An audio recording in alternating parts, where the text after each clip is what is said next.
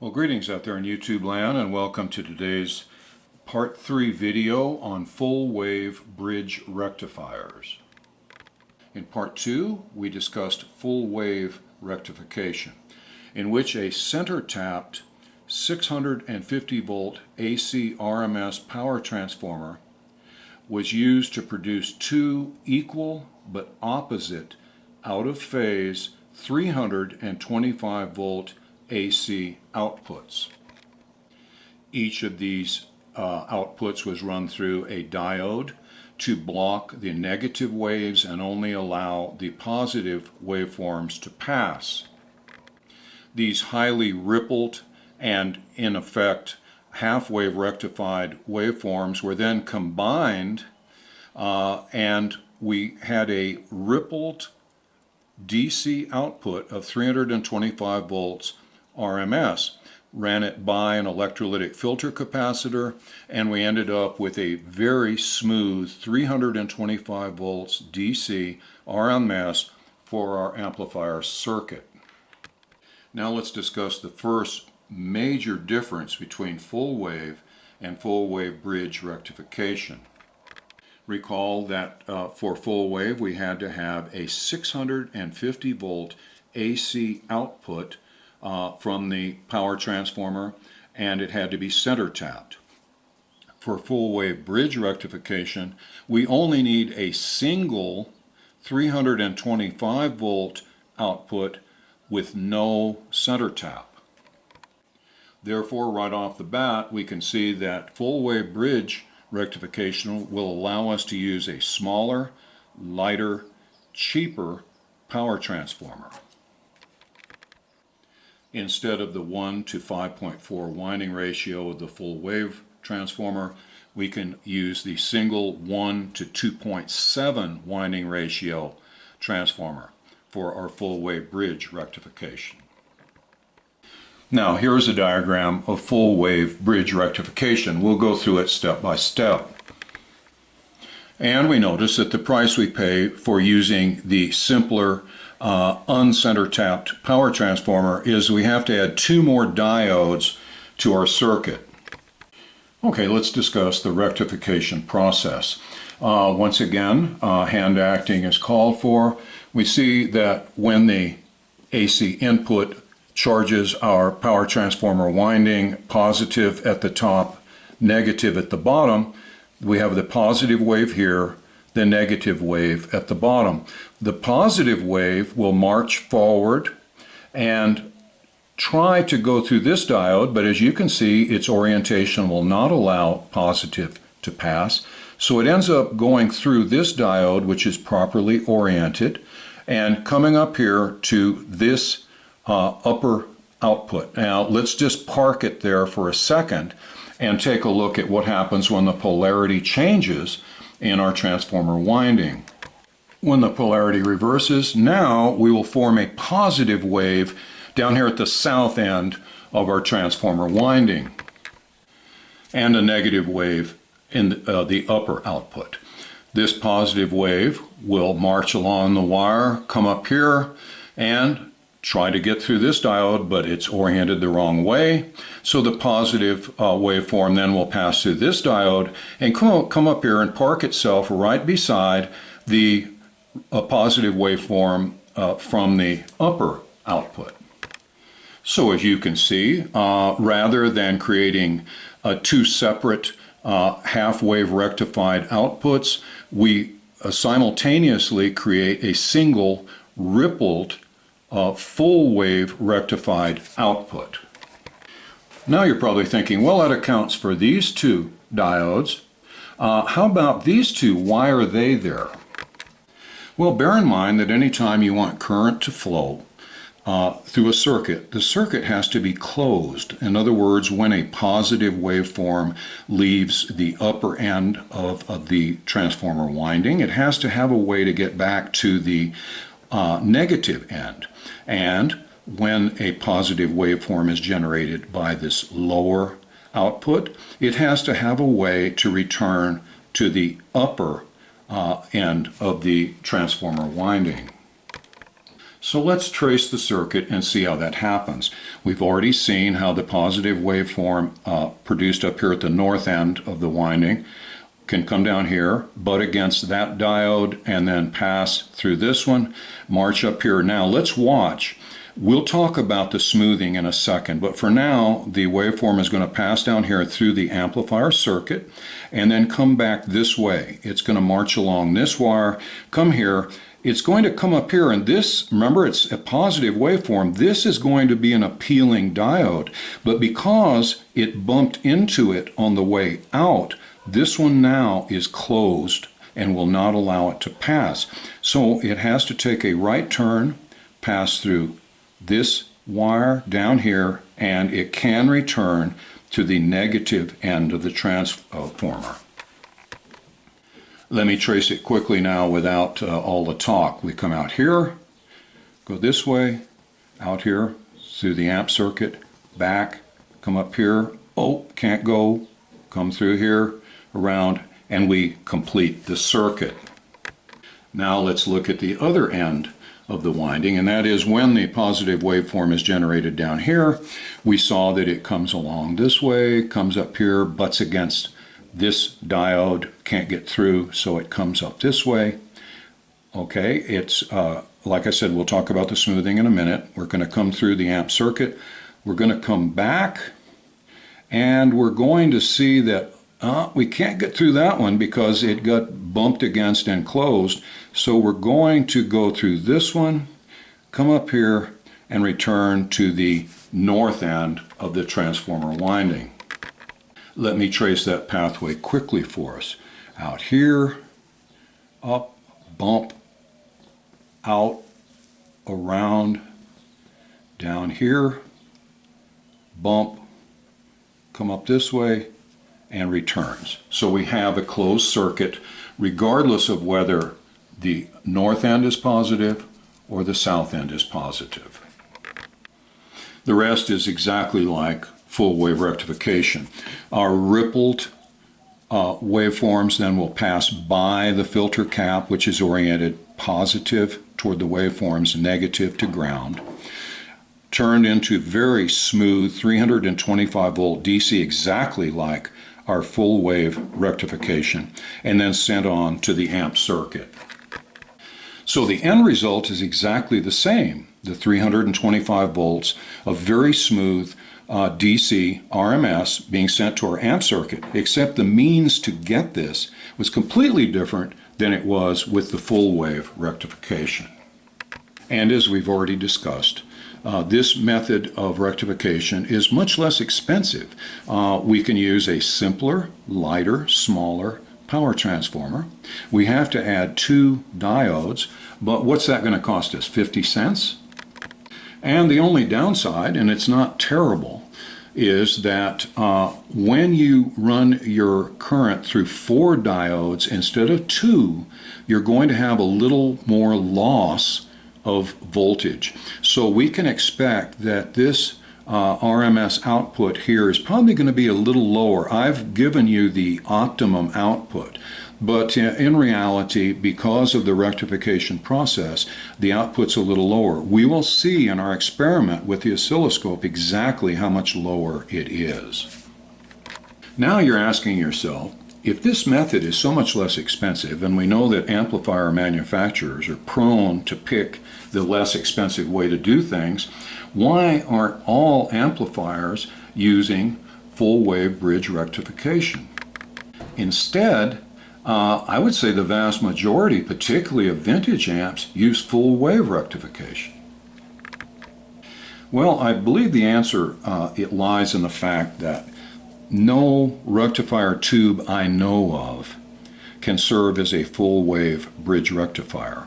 Rectifier tubes have 2 diodes, not 4. Now granted, it would be possible to use 2 rectifier tubes to create a full wave bridge rectifier, but then you've eliminated your economic gain because you're going to have to add an extra socket, an extra tube, and an extra winding on your power transformer to power the 2 rectifier tubes.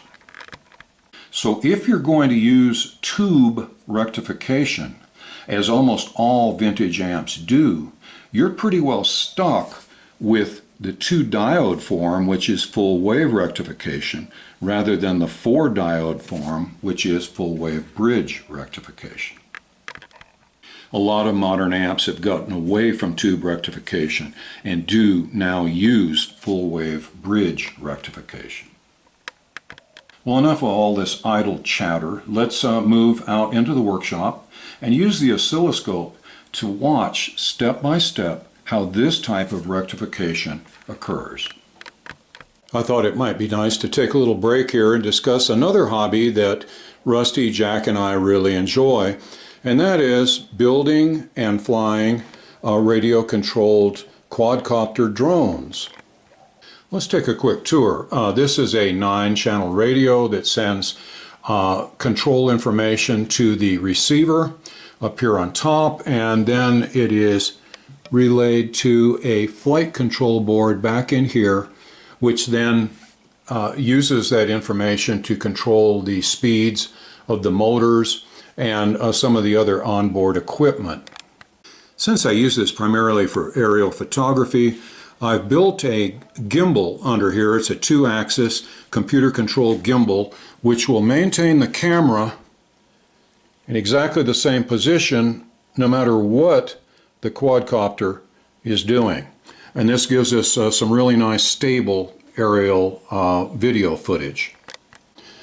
Some of the aerial video that is shot is really dramatic, and I may include some brief snippets of some of those videos in future amp videos on this channel. This is the GPS receiver up here, and it receives positional information from, say, 20 different satellites, and then relays it down here to the flight control board that you see underneath this plate, again, to help it know its location within about a foot, no matter where it is in the sky. It also allows it, if I push a button, to return from wherever it is to land to the exact place that it took off from.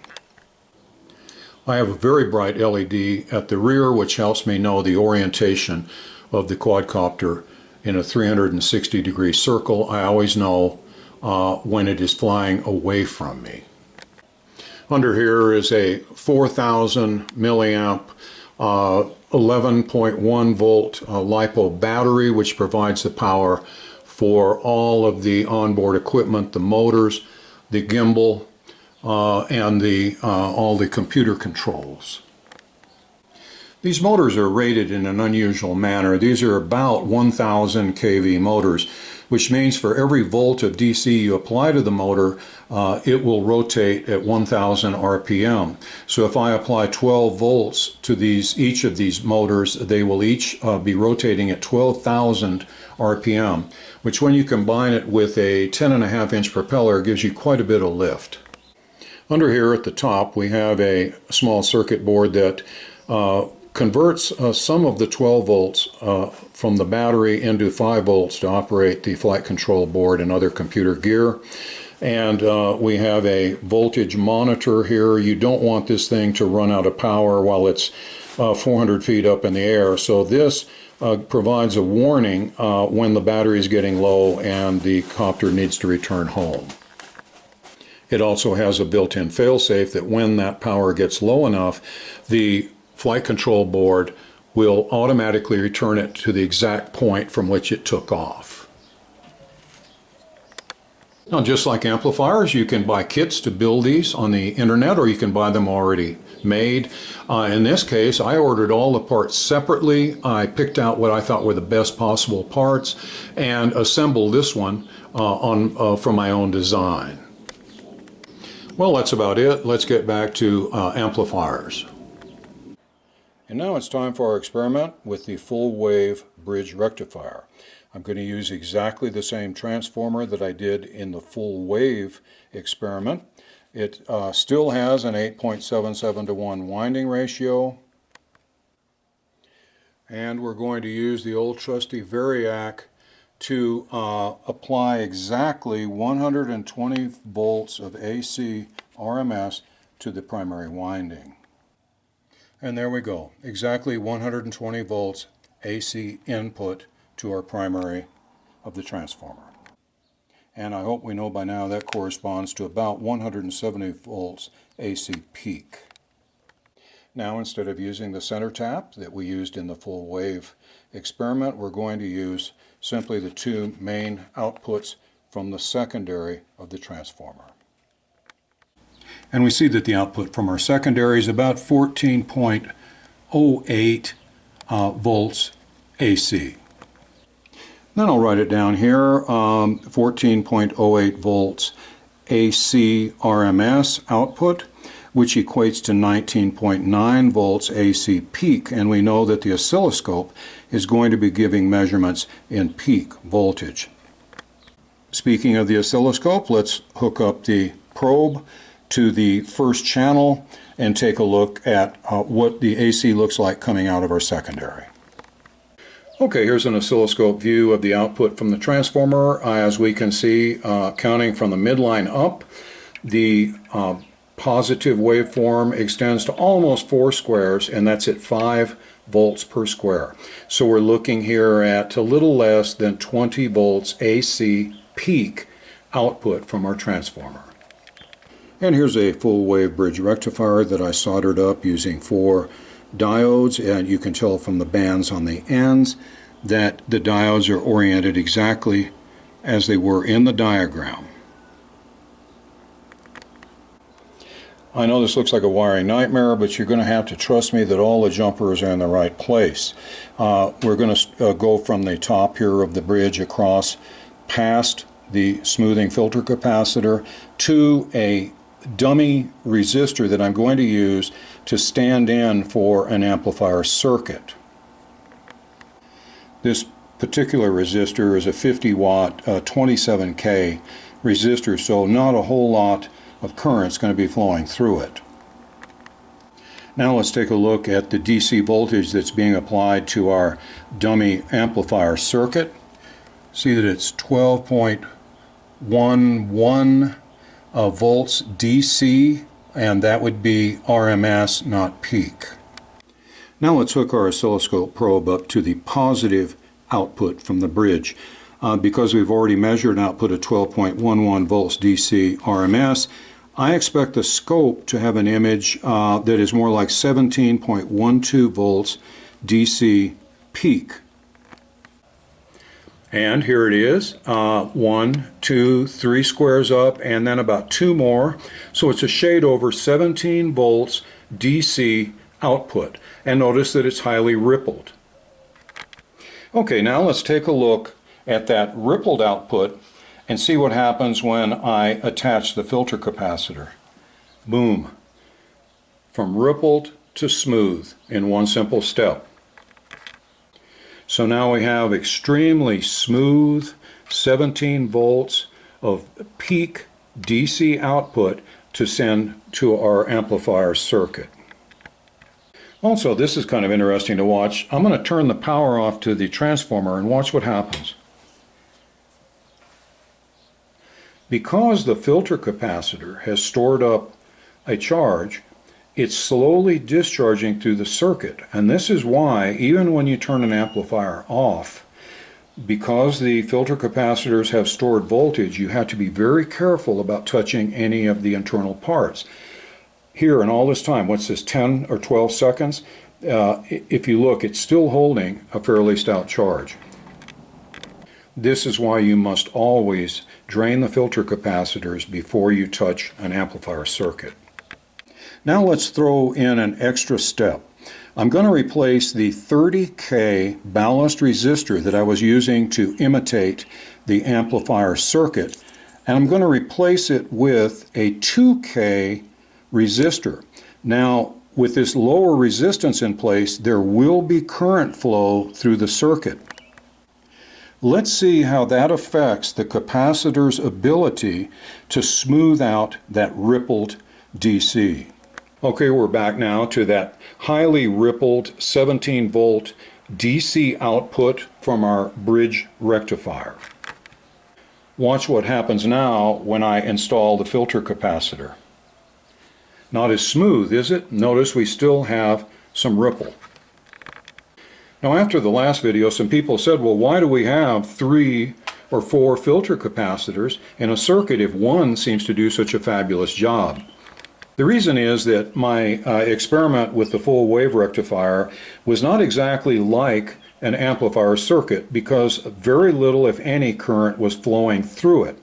In this circuit now, when I install a lower resistor that allows current to flow, we go from that beautiful, absolutely flat DC that we got with no current to this rippled DC that we see when current is actually flowing. Now let's install a 4600 ohm resistor after the filter capacitor. This will be more like a normal amplifier circuit in which we have filter capacitors with internodal resistors in between them. Okay, here goes. That's without the resistor, and that's with the resistor. Notice the additional smoothing, not with another capacitor, but by simply adding a resistor. Looking at all this mess on my table is making me hungry for Italian food. So let's go on inside and discuss what we've seen. Okay, let's review this part 3 video of the power supply series. We learned that with full wave bridge rectification, we no longer needed a 650 volt AC secondary on our power transformer that was center tapped and had a 1 to 5.4 winding ratio. Instead, we found that we could achieve exactly the same DC voltage output with a non-center tapped 1 to 2.7 winding ratio 325 volt AC secondary transformer, which is lighter, smaller, and less expensive than the transformer required for full wave rectification. Next, we traced the entire circuit of the full wave bridge rectifier and saw how the addition of 2 extra diodes allowed us to use the smaller and less expensive power transformer. Since the voltage loss associated with the rectification process is based on the number of diodes, we saw that the full wave bridge rectifier has about double the losses associated with the full wave rectifier. But since the loss of voltage across each diode is only around 0.7 volts, this is really not a big issue. Well, that's about it for this part 3 video on power supplies. I hope that this edition on full wave bridge rectifiers was both entertaining and informative. Now Rusty and I are going to race out to the workshop and get started on part 4, in which we will discuss an unusual type of power supply called a voltage doubler. And I'll show you how you can avoid the expense of a real high dollar power transformer and get by instead with a pair of very common and inexpensive filament transformers. So if that sounds at all interesting, please stay tuned. We hope to see you in the part 4 video. Until then, bye for now.